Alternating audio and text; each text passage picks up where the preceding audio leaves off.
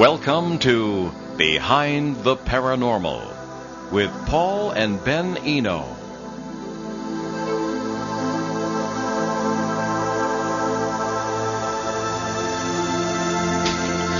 Is there a bigger universe inside each of us than there is outside? Do paranormal events fit together into one big picture? When we see this picture, what does it do for our understanding of everything? Well, as Ben would say, hey there, and welcome to the 113th broadcast of Behind the Paranormal with Paul and Ben Eno. I'm Paul, and I'm afraid that Ben is sick this week and couldn't be with us. And I will try to fill in for both of us anyway. He sends his best, and he left some questions, of course, for the guest, whom you will meet shortly. Anyway, but before we get to those questions, it's time for our contest question. Lauren L. from North Providence, Rhode Island, did it again. She correctly answered last week's question. What supposedly appeared in the sky over the Battle of Mons, Belgium in 1914? Well, the answer, the Angel of Mons, which I believe is pronounced correctly. This apparition supposedly scared the Germans long enough so that the British troops could retreat to safety.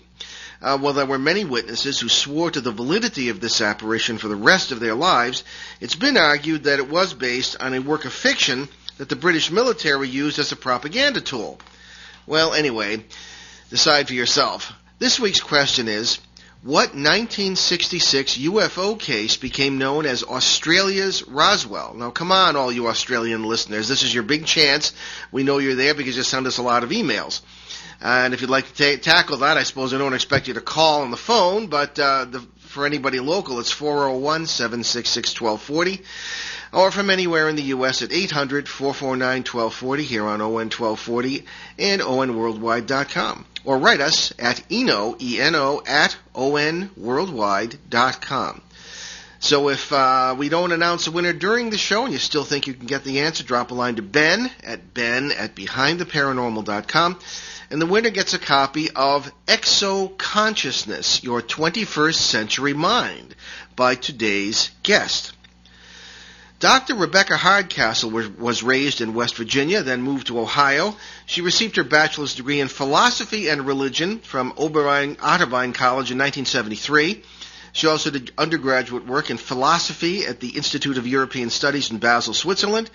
She also studied at Boston University's School of Theology, where she received a Master of Divinity in Philosophical Theology in 1976. She received her doctorate in Parapsychic Science in 2005 from the American Institute of Holistic Theology in Birmingham, Alabama. She's an ordained Methodist minister, a certified hypnotherapist, and life coach. Dr. Hardcastle was an ecumenical chaplain and director of campus ministry at Wright State University in Dayton, Ohio from 1976 to 1992. And along with these many credentials and many more, Dr. Hardcastle specializes in paranormal studies, concentrating on advanced consciousness via UFO and extraterrestrial contact. All right? Through her work with Exoconsciousness, a term she coined, she is committed to normalizing paranormal abilities within mainstream arenas of psychiatry, medicine, science, philosophy, and culture. Dr. Hardcastle is currently on the faculty of the International Metaphysical University, where she teaches, strangely enough, exoconsciousness. Her websites, www.rebeccahardcastle.com and www.exoconsciousness.com. Dr. Hardcastle, welcome at last to Behind the Paranormal. Thank you, Paul. So wonderful to be with you and your listeners, and please send my best to Ben. Oh, thank you. Yes, he had kind of looked forward to meeting you. He said because something would always happen every time you were supposed to be on. I know. But it's good. It's good to have you, and it's good to have you too because our backgrounds are very similar. Very. The last person I met with an advanced degree in philosophy took me to lunch because he'd never met anyone with the same degree as he had.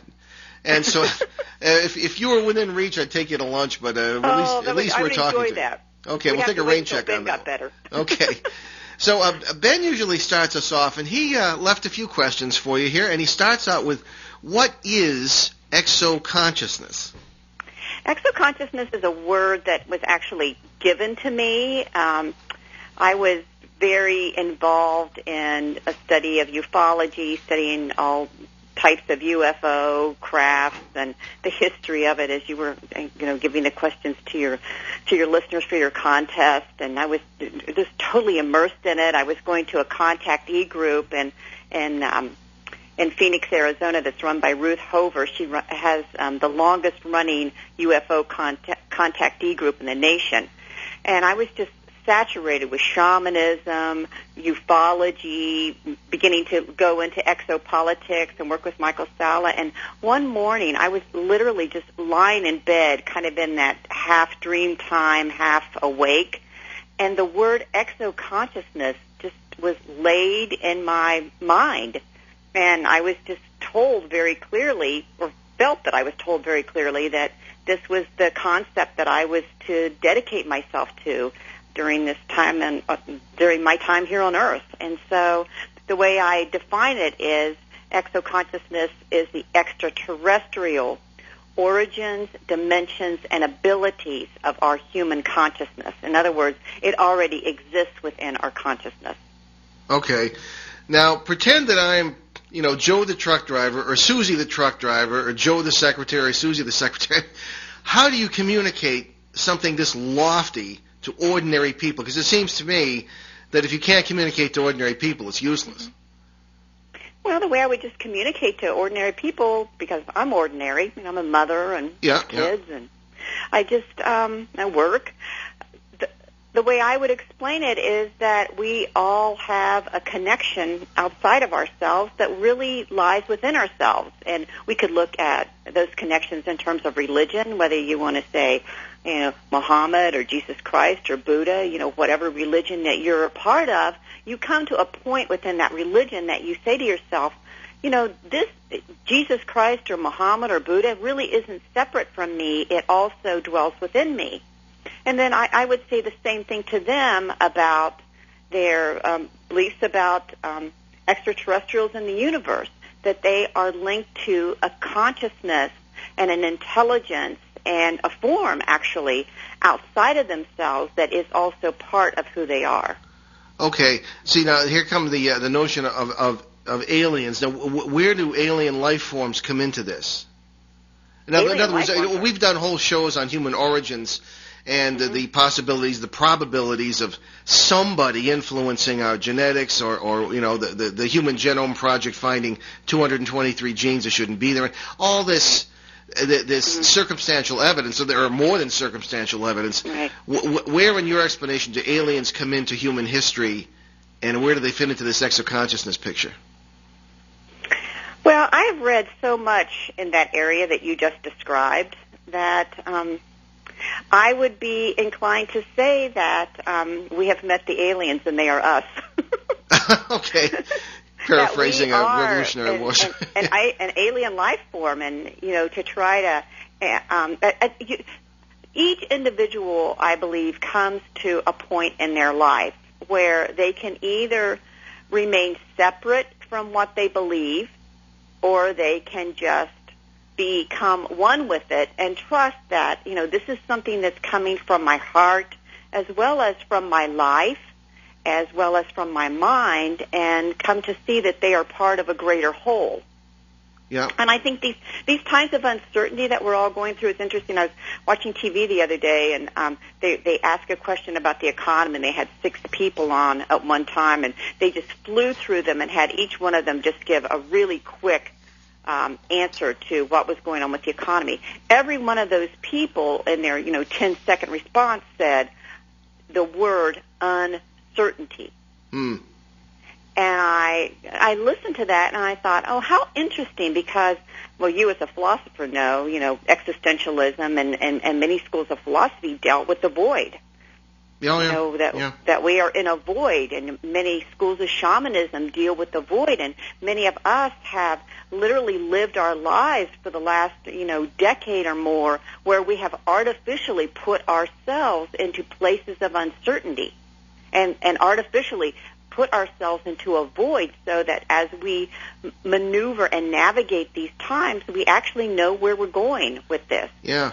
And so that's all part of it. And I think as we look out into the universe, we can either see it as a void that we are fearful of, I mean, who are we going to run into, and how are we going to react, and are we going to be okay, and are we safe? Or we can look at it as a void and just relax into it and know that we're one with it. Mm-hmm. Well, let me preface the next question by just saying one thing as briefly as I can. Very often I'm uncomfortable with what guests are saying, as it's sometimes pointed out to me, with 40 years of paranormal experience, mostly with ghosts, quote-unquote, things of this kind. I often have more experience than a lot of our guests do, and that's a very odd position for a talk show host to be in.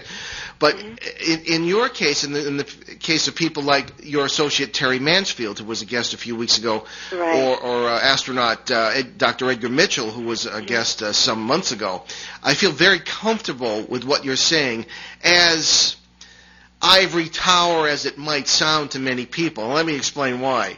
My whole experience in the paranormal, of course, started with, investigating ghosts, quote unquote, back when I was a seminary student. And it got me in a lot of trouble, but it also taught me a lot. And that's that life, I saw no evidence whatsoever that people died, not even their bodies. And life seemed to be absolutely universal. It was not the exception in the universe. And people like Sir Fred Hoyle agreed.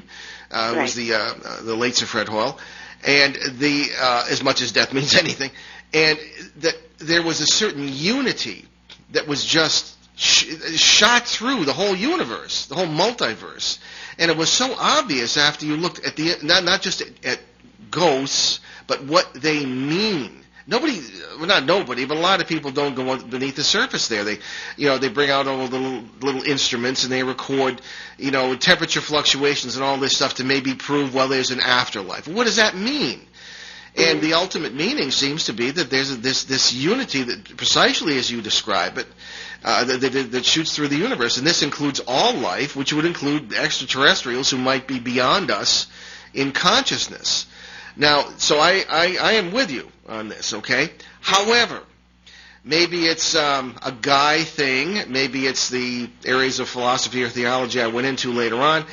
But we always have a question on this show. Can you trust what you're seeing and what you're in contact with? And very often the answer is no. As far as creatures or critters or entities we run into in cases on a day-to-day basis sometimes, who are hungry and hostile and not what they appear to be. So the next question really has to do with that. When we are in contact, which seems to be certainly a fundamental experience of exoconsciousness, how do we know that it's true? How do we separate truth from falsity?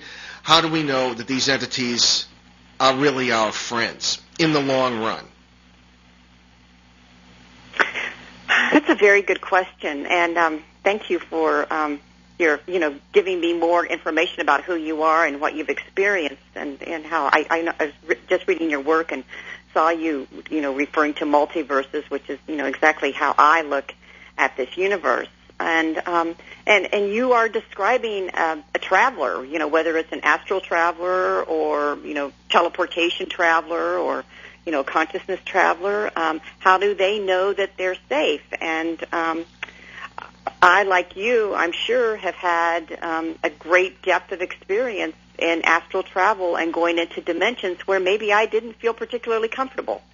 I'm not assuming that they were bad or good or right or wrong, but I didn't have a comfort feeling there. And once I became skilled at navigating, no different than navigating the void, I learned that I could make my own safety, that I could withdraw myself from these dimensions and come back home to my Earth life, and I was going to be just fine. I've also had a great deal of encounters with many, many, many different extraterrestrial species that other people have demonized and given them a veil of fear. And, once again, I'm not going to make any assumptions about that either, but only to say that my experience with them was not a fearful one. Mm-hmm. And I was safe, and I was protected and provided for. Another thing that I'm going into is working with Terry Mansfield, and we're actually blending our two fields. I'm sure your listeners heard her wonderful talk on her peace work, and she and I are literally blending peace Exoconsciousness together, which has given a whole new view to the paranormal and living a paranormal life. Mm-hmm. And all of a sudden it's like, well, not only are you going to be using your head and your mind that it only wants to keep you alive, that's what your conscious mind wants to do. It only wants to keep you alive. And therefore, oftentimes it creates fear and unnecessary fear. But we define peace exoconsciousness as the extraterrestrial science of love from the heart, and then call the heart the 21st century mind. And, as we move into quantum fields like holographic consciousness, and, people like Greg Braden and others are talking about if you want to move into holographic consciousness and understand what it means, then you're going to have to use the energies in your whole body, not just your brain. You're going to have to use your heart. You're going to have to use, your base chakra. You're going to have to understand how energy flows. Yeah. And that's your safety, is yourself. That's learning about yourself as well as the universe. Okay, suppose humanity starts to come around, say in the next 10, 15 years, all right? Suppose that, billions of people somehow discover this unity. They discover the larger, they've discovered the big picture. Okay. What happens then? Now, the aliens sort of come down and say, here we are, and well, let's join together. I mean, what happens? People begin to have experiences like this, as seems to be happening in many ways. I think it's happening. I think exactly what you're saying is exactly what is happening. So what's the result? What's the ultimate result? The ultimate result is that it's not that we're going to be colonized. They've been here all along. We just haven't seen them. It's kind of like a child when you raise kids, just like I do. You give your child a new concept, and you just look at this absolute aha moment in their eyes and their whole being, and they're like, oh my goodness, I'm getting what you're talking about. I see what you see now, Mom and Dad. Mm-hmm. And that's exactly what's happening now with us as a species. We are becoming galactic. And, I'm certainly not here to say I know exactly what's going to happen, because I want to be just upfront and honest with you and say that, literally in the last year, I have just personally gone through such incredible changes and transformations that I would have never dreamed of. That was not what I had planned, quote unquote. Well, we're going to, I'm sorry to interrupt, we're going to take a commercial break, and we'll be right back on ON 1240 and ONworldwide.com with Dr. Rebecca Hardcastle and Exoconsciousness. Stay with us. New River Press is proud to sponsor tonight's segment of Behind the Paranormal with Paul and Benjamin Eno. New River Press offers the best in unusual New Age books. Stand by the side of tonight's host, Paul Eno, as he battles poltergeists and helps suffering souls and families in the critically acclaimed books Faces at the Window and Footsteps in the Attic. Plunge deeper into the paranormal with Paul and learn about its influence on human history, its action in our daily lives, and its ultimate meaning for us in the best-selling Turning Home, God, Ghosts, and Human Destiny.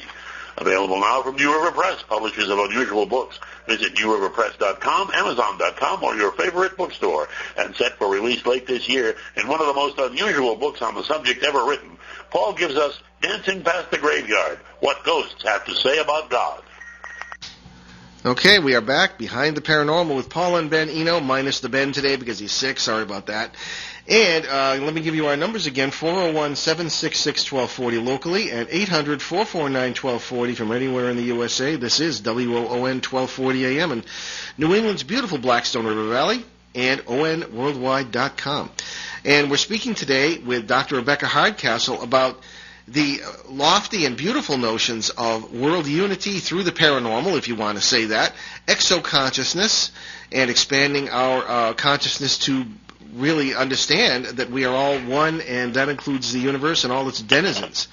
Now, I don't mean to rain on the parade here. However, I'm kind of playing devil's advocate. Let me read, Rebecca, an email we received from Tanya Donahue in Detroit, Michigan, and this is another point of view.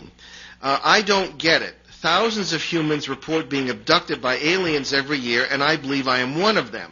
how can we think they are trying to help us or share some kind of exoconsciousness with us? If there really is anything to what you say, I think you are all being duped. I agree with Paul and Ben that we have enemies out there and should consider them guilty until proven innocent. A little bit less positive approach than you've taken. How do you respond to abductees, or people who think they're abductees, who think these people are our enemies and treat us like ants instead of equals? Well, I've actually been an experiencer since I was a young child. I mean, that's really, nothing new to me. And were there times when I was absolutely, utterly fearful? Absolutely. I remember a time, my memories of abduction started about 3 years old, and then by the time I was 12, I was just, I'd already been socialized, and I knew that there was an earth life that I was living, and, when these beings would show up, by 12, they were terrifying me, and I wanted nothing to do with them, and I knew that, the rest of the humans that I was with didn't want to hear about it, didn't want to talk about it, and didn't want to acknowledge it, and so I responded to it in fear, and I would tell the lovely woman that emailed in, first of all, thanks for her email, and second of all, I myself and all of us have had to deal with our brains that have been traumatized here on Earth life, and a lot of my work as a hypnotherapist and a counselor has to do with traumatized brains and brains that have literally they're finding neurologically scarred by these instances when we're terrified. And Harvard psychiatrist John Mack used to talk about working with abductees or experiencers and saying, but you have got to fence the fear. And I would go beyond John and say, not only do you fence the fear, but you literally can dissolve with technology and hypnotherapy and different methods of actually using your body, that you can literally dissolve and make those neural scars from trauma disappear. And when that happens, a whole new reality opens up to you. I mean, if there's anything that defines our belief systems or the hologram of our consciousness that we live in, as humans on Earth, it's our fears. It's what we're afraid of. And we just keep going right back and hitting those neural scars again and again and again until we move beyond them. And then a whole new world opens up, a whole new reality. And we're not prisoner to those scars and those fears. Okay. Now, you studied theology, as did I, and there's a term in theology known as anthropomorphism. In other words, taking human characteristics and applying them to God. In other words, thinking of God as the simplest example is God, an old man in the sky with a long beard, that sort of thing. Applying human characteristics to the divine. But the same thing could be said for extraterrestrials, I suppose. Absolutely. And some would say extraterrestrials are responsible for ideas of God. I mean, some would say that. I don't necessarily. But can we apply our motivations to alien races? In other words, other than the sense of survival or self-preservation, I mean, there seems to be very little that is necessarily in common with them. Evolution seems to make you more survivable rather than better morally. So, I mean, how can, again, I just come back to this question, how can we be sure their motivations are the same as ours? Well, first of all, to your first question about God, I'm beginning more and more to feel that as I move through this experience of exoconsciousness, that, God is an energy. God is a life force that you talked about when you opened the show, that this is a life force that I am, in line with or aligning my life with.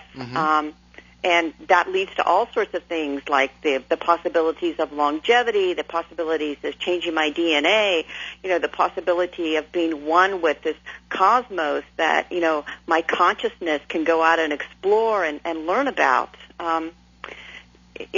That especially. And then the second part of your question, I would answer by saying, do we see aliens through the lens of our fears and our trauma scars? Absolutely, yes. Or our wishful thinking. But not only aliens, but each other. I mean, let's face it, our neural trauma scars have created our warlike society.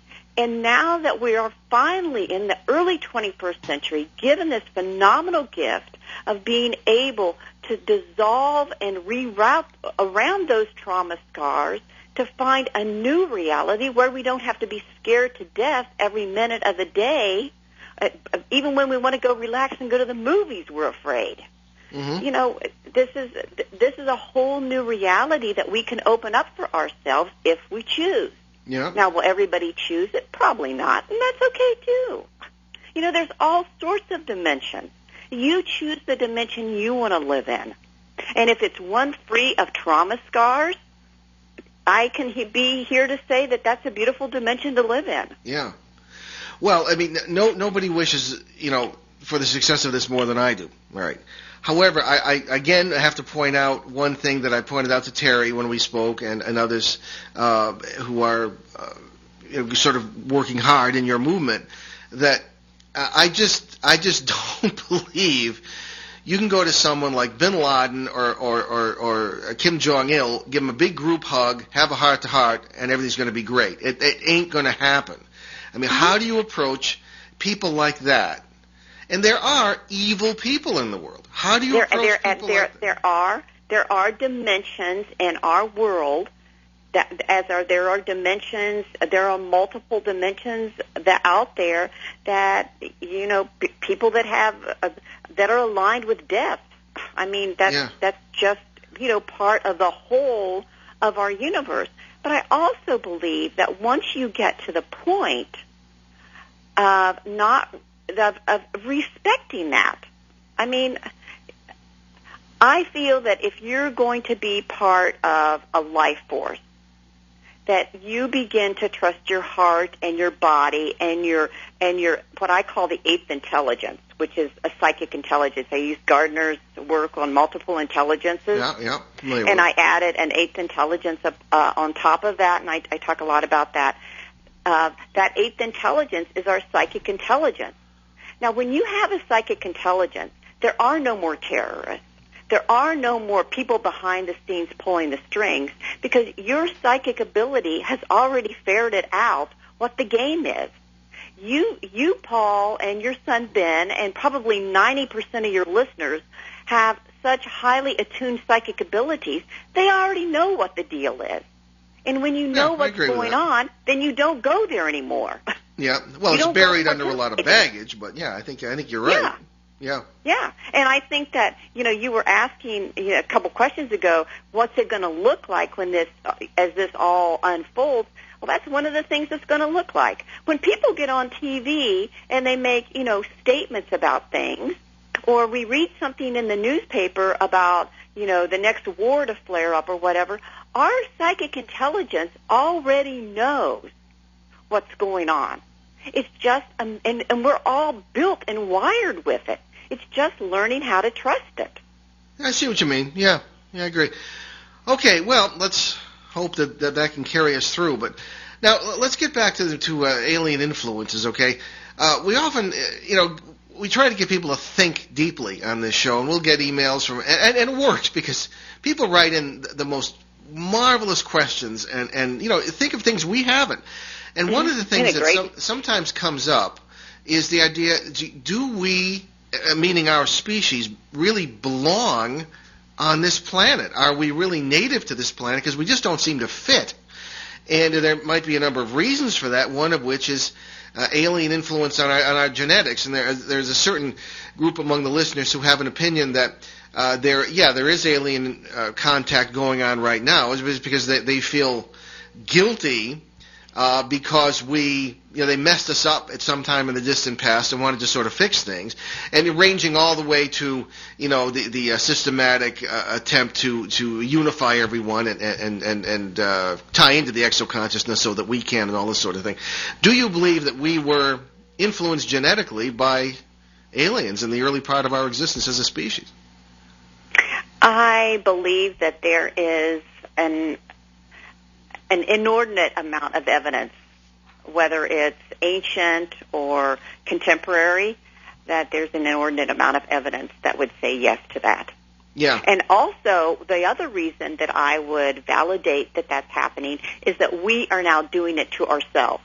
True. And when that starts to happen, you know that, we're mirroring our parents or our source. Yeah. And, we're how many young women go to fertility doctors now?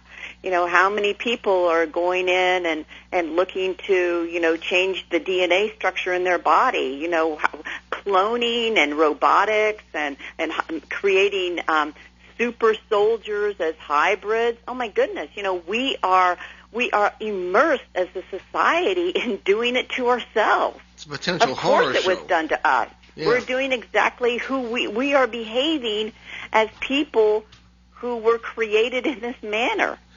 Well, we've done whole shows on this. There's no doubt in my mind about that. Yeah, we've done whole shows on this, especially when you look at the Karsaga epics. And if you look at that, you've got it was a contemporary, there's a contemporary document with Genesis and other creation accounts and all this business.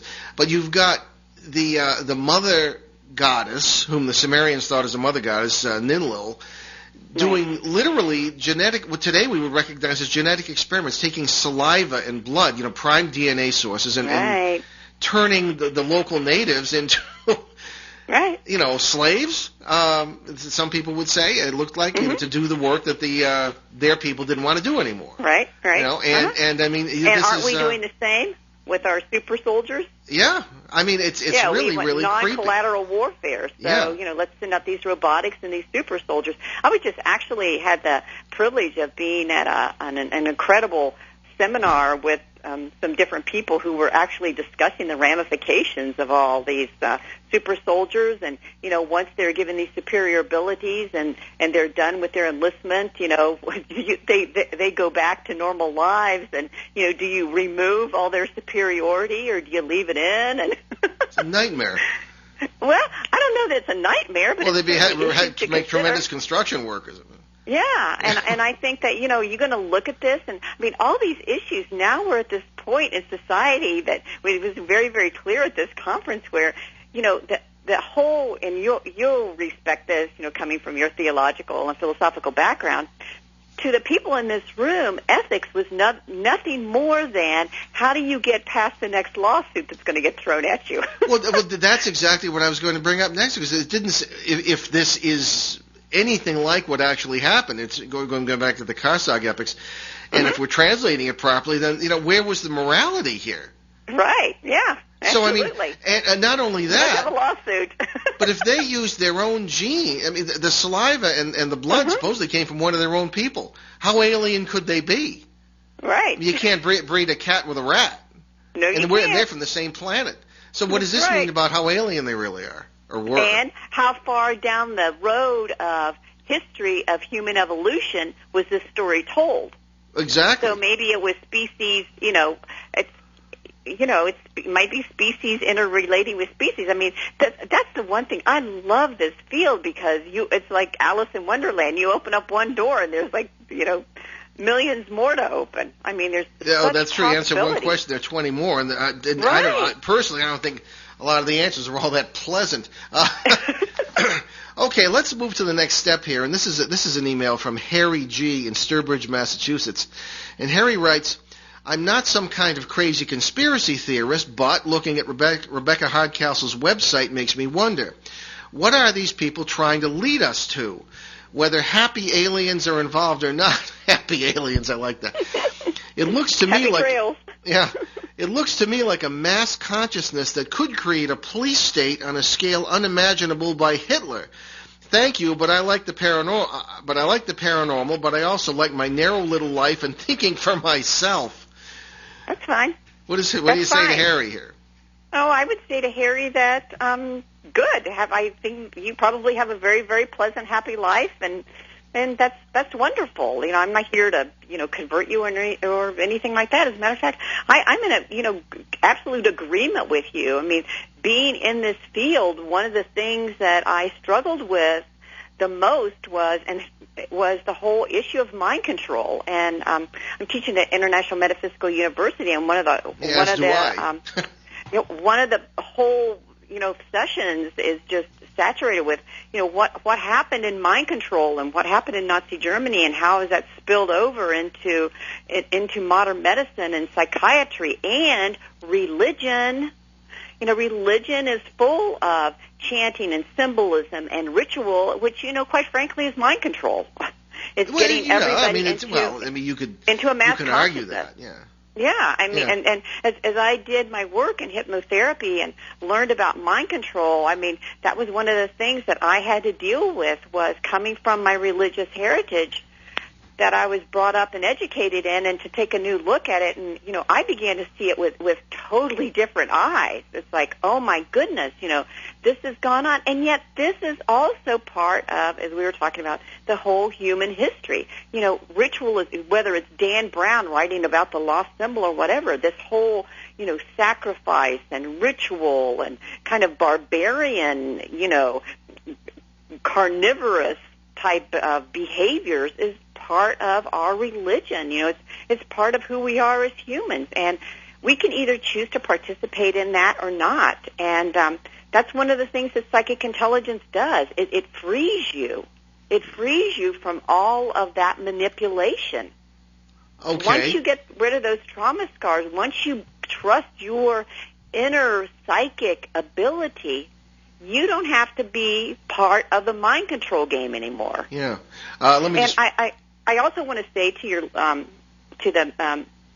thank the man for writing in his email and let him know that I'm a little bit different from other people, because I'm a real advocate that if you want to have these experiences, you want to astral travel, you want to go into advanced consciousness, go into it clean and clear. You don't have to take drugs. You don't have to put yourself in artificial altered states.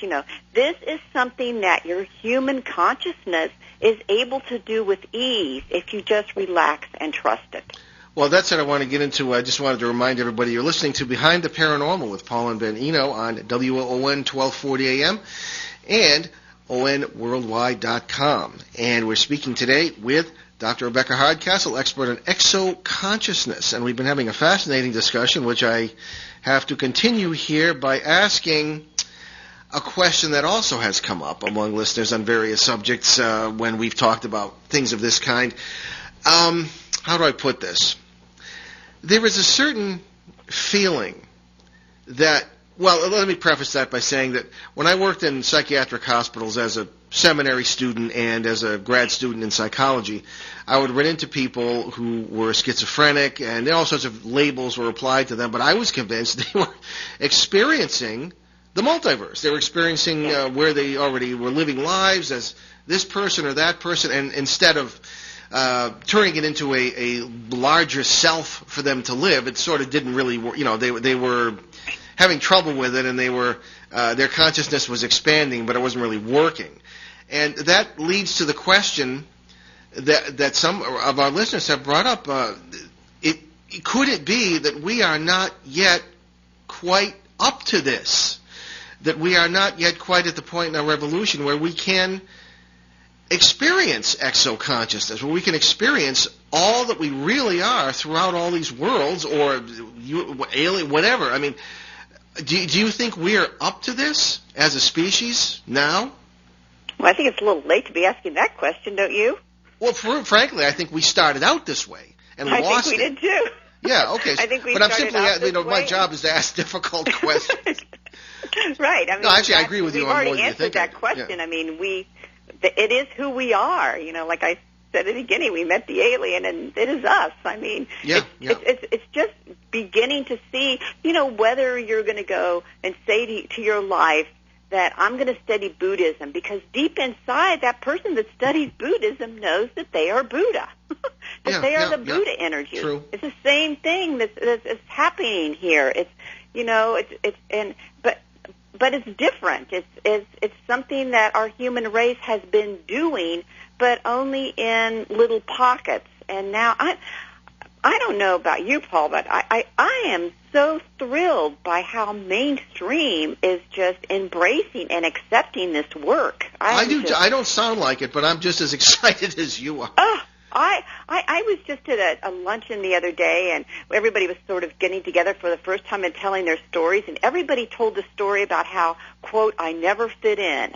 I was always the outsider. I never fit in. And then they went on to tell who they had become today. And I was the last person, and I just said, you know, I love these stories, and guess what? We now are the in. Yeah. No, I understand. I was the answer I was really looking for was, and I'm sure you agree, it's we're not the problem. Society is the problem. Well, but we are society, and as we that's change, true. It's what we make it. But it seems like it controls. The reason is I often take a teenage point of view. I'm 57 years old, or going to be. I don't know. My wife keeps reminding me, you're not 57 yet. But anyway, I tend it's a good number. I hang out with a lot of. I get to know Ben very well, obviously, and his friends, right. And their point of view, I think, is far more sensible very often than the adults' point of view. They haven't been wrecked yet. You know, right. And they're very open to this, and they say that society steps on their growth psychically and in every other way, every day. Every move they make, you know, and not in every case, of course. Some of them are luckier than others, but I just think society is the real problem. Society is the reason those extraordinary, aware, wonderful old souls were locked up in psychiatric institutions rather than being considered holy as they would have been 3,000 or 4,000 years ago. It's interesting. I spoke at the at the American Philosophical Association a couple years ago, and I spoke on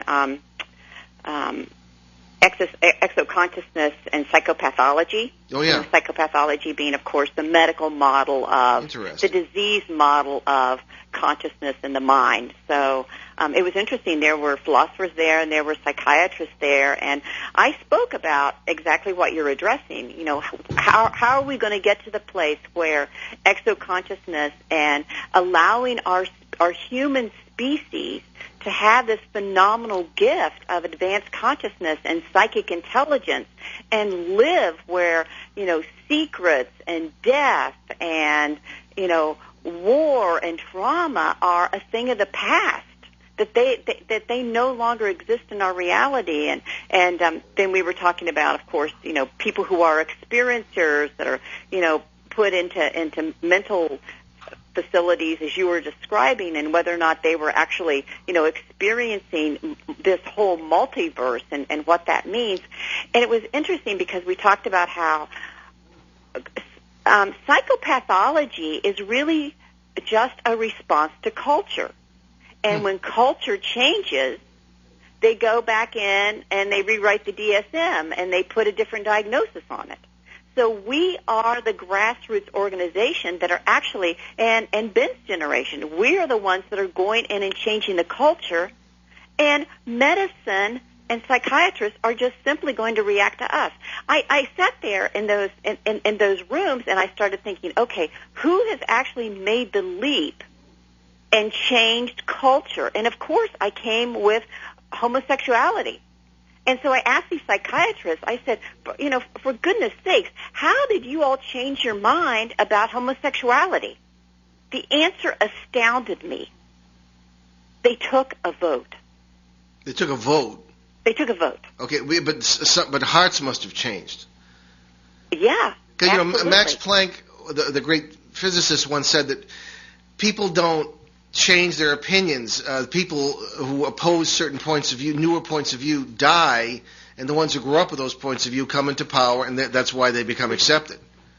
You know, it's not as if people change their minds. I think that's true, but we have to look at, you know, what the Vatican is coming out and saying, what the Royal Society came out and said a month ago. I've been talking about aliens. You know, they're talking about aliens. Oh my golly! Well, you know, I don't know. If somebody drops a word and everybody says, that's "Aha!" culture, isn't it? You know, I don't know. I know people who work at the Vatican. I know two who work at the Vatican Library, and they're mum, because I suppose they tell me anything, they know it's going to be all over the air. Right. But I don't know. It's it may or may not have significance. It's got significance. I agree with that. But just making a statement, it still goes out into those waves of culture. Sure. And I know in my heart that someday there's going to be, this issue is going to be addressed by the medical foundation and by the medical societies. Because you look at movies, you look at television. It's already in the mass consciousness. Oh, it is. Yes, definitely.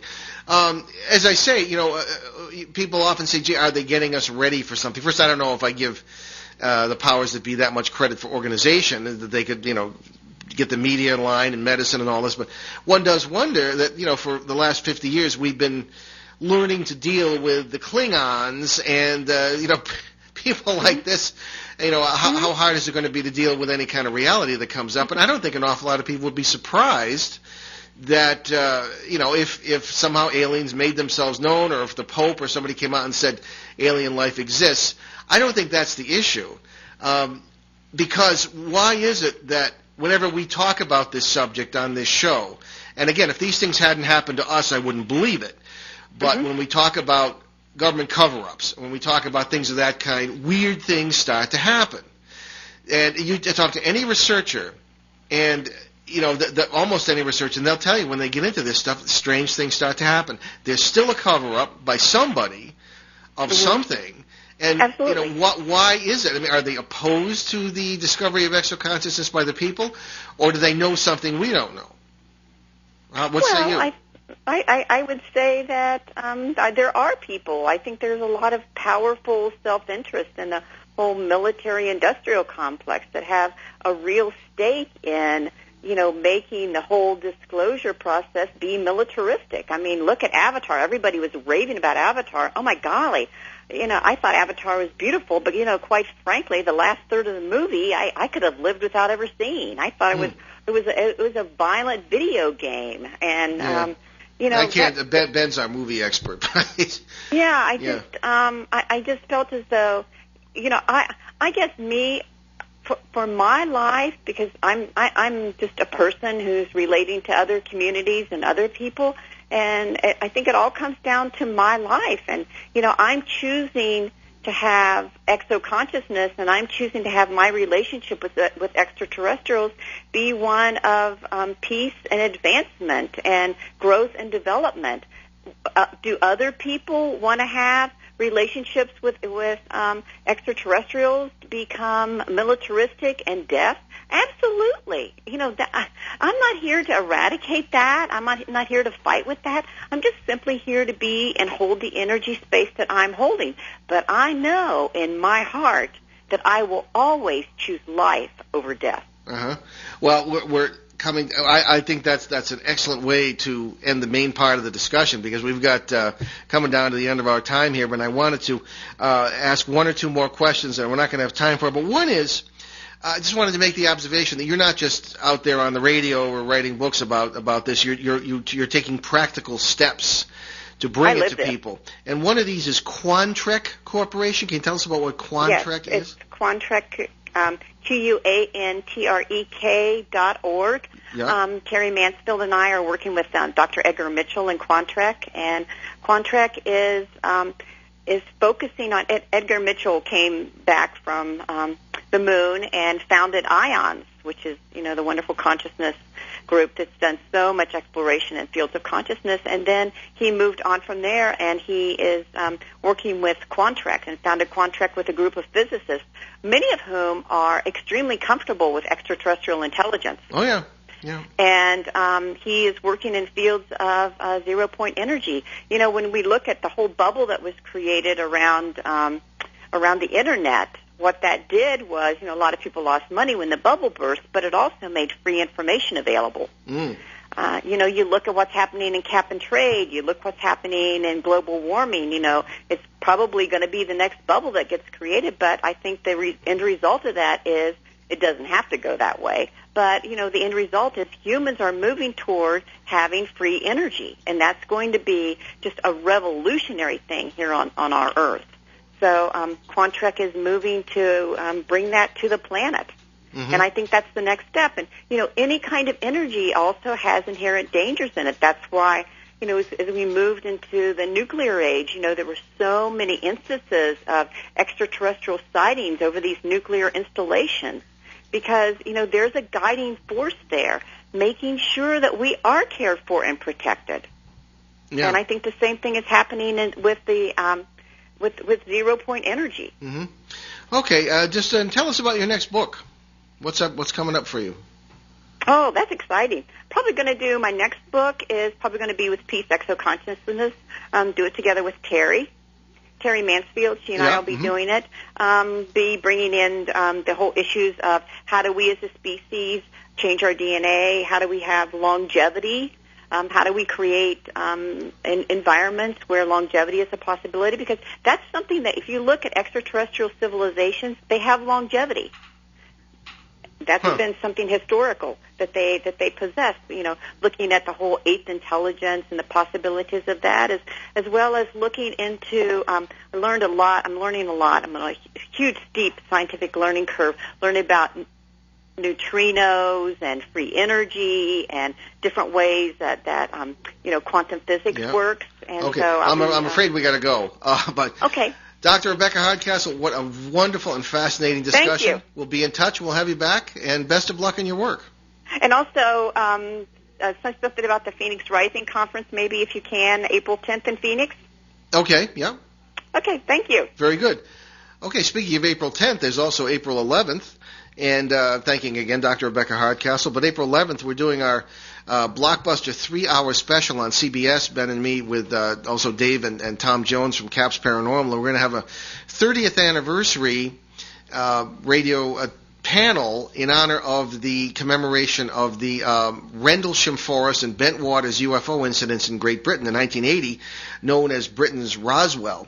And we will have actual eyewitnesses, former U.S. Air Force personnel, perhaps even the deputy base commander who saw all this stuff go down. And we're going to have Bill Burns from UFO Hunters and Nick Pope, former chief of the UFO desk at the British Ministry of Defense. Going to be an exciting show. It'll be on CBS New Sky Radio on Sunday, April 11th, and we'll tell you more as we go. And that'll be 7 to 10 p.m. on our time, Eastern, and 4, etc., Pacific time. So anyway, let's continue here. BehindTheParanormal.com is our website. You can get podcasts and various information about our guests, past and future. And our show phone number, not the call-in number, but the daily, day-to-day show phone number has changed to 401-651-7732. If you have any questions for us or any suggestions, we're always glad to hear it.